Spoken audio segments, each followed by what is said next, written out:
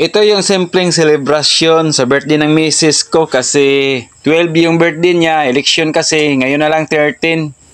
Kaya ito yun na lang yung ginagawa namin, no? Yung manok, pinagsusugban na niya kasi kakain kami dito sa magandang tanawin dito sa may Hunasan. Dito namin naisipan kasi yung dalawa namin anak andon kagabi pa yon sila naliligo kasama yung mga kasamahan nila mga bata noon. So pinagbalatan na yung pipino. Pipino na lang yung kikilawin namin ngayon kasi nakatakas yung isda nga pinagpapana ko dyan. Ayan na, luto na mga kabosyong. Kakain na tayo. Happy birthday Basyang. Sana'y matuwa ka sa birthday mo ngayon. Pasensyahan mo na yung manok. Kasi yung buong manok nakatakas pa yun siya. So kakain na kami dyan mga kabosyong. Pero bago yan, siyempre, nagdasal muna kami para sa malusog na pangatawan ng aking misis. Kain na tayo mga kabosyong. Samahan nyo kami dito. Kakain kami. Simple lang mga kabosyong. Di bali na dito lang kami at payak lang yung pagsasama namin. Ang mahalaga, masaya. Yung iba, masaya. Doon sila gumagala sa mga magagandang beach. Pero ito lang yung trip namin mga kabosyong. Mahalaga. Nagkasama kami at kahit sa simpleng bagay lang mga kabosyong tanggap namin at masaya kami dito nagsasama. Mamaya pupuntahan namin yung anak namin doon, no? Kasi nasa beach din sila at maraming tao. At pakals na tayo mga kabosyong. Masarap naman din kahit lang, sinugbang manok lang. Nagbili kami ng manok kasi hindi sigurado yung pamamana natin kung makatama ba tayo. Talaga namang hindi talaga tayo nakakuha. Ang lalakas tumakbo sa ilalim ng ilog, ilalim ng dagat yung mga isda eh. Pinagtatawanan lang ako nila, ang bibilis nila. Pero itong ulam namin, hindi nakawala kasi pinagsusugba namin to ng maayos. Ganito lang talaga mga kabosyong. Okay na rin sa amin. Sabi ni Mrs. na magbili lang kami ng manok panigurado. At talagang tama talaga siya mga kabosyong kasi kung wala, nako, mahirapan talaga kami. Makakain kami ng walang ulam dyan. Kaso, nagdiskarte na agad ng manok. Kaya okay pa rin yung birthday ng Mrs. ko mga kabosyong.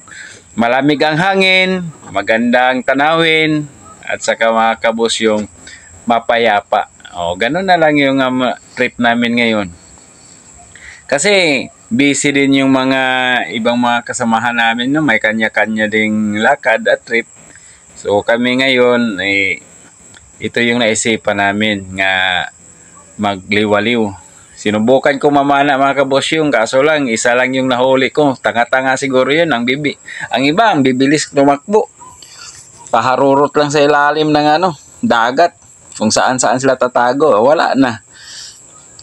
Kaya ngayon, hindi bali pa rin paraos pa rin yung birthday celebration ni Mrs.